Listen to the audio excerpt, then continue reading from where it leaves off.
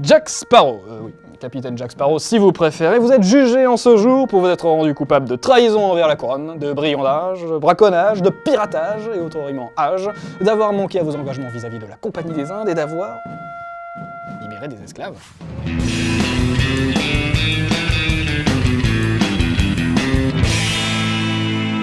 Regardez-le faire face à l'horizon avec son tricorne sur la tête, ses dreadlocks au vent, son bateau qui prend l'eau. On s'en est tous aperçus dès le 13 août 2003 en le voyant débarquer pour la première fois dans Pirates des Caraïbes, la malédiction du Black Pearl. Le capitaine Jack Sparrow était sans nul doute le pirate le plus rock'n'roll du grand écran.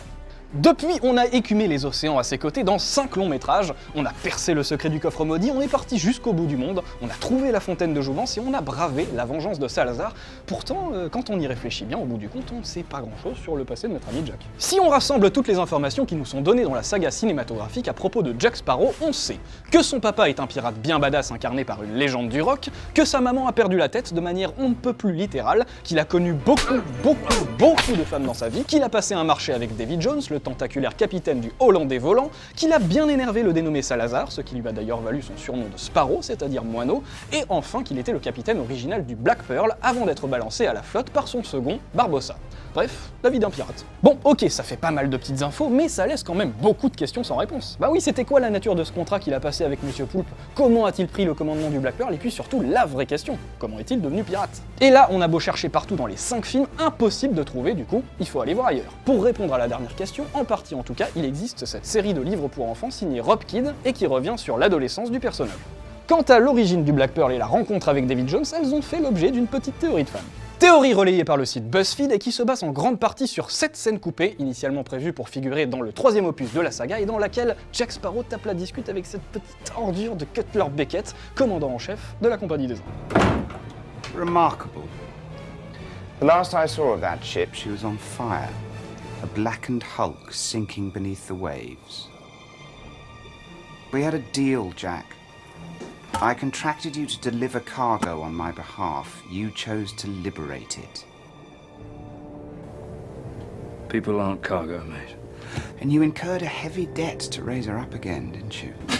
Ah, intéressant. Donc les deux mecs se connaissent depuis un bail. On dirait même qu'ils ont bossé ensemble. Mais dans quel domaine exactement? Et dans quelles circonstances? Justement, la théorie nous explique tout ça. Allez, on vous raconte l'histoire de Jack Sparrow selon les fans?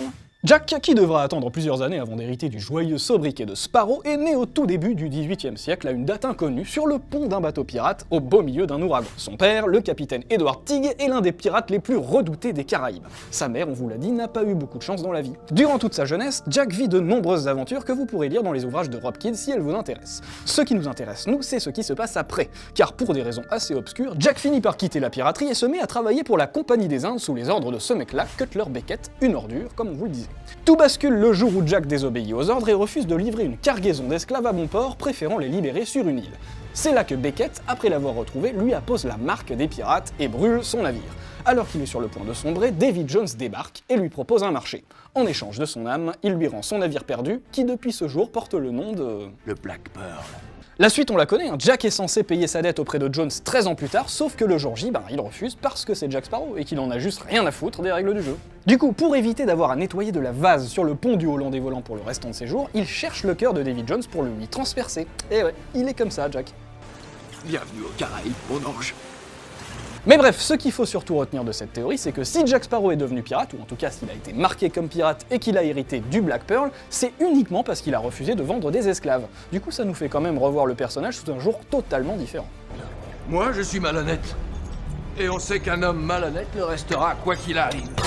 Honnêtement, c'est les hommes honnêtes dont il faut se méfier. Parce qu'on peut jamais prévoir à quel moment ils feront un truc incroyablement stupide.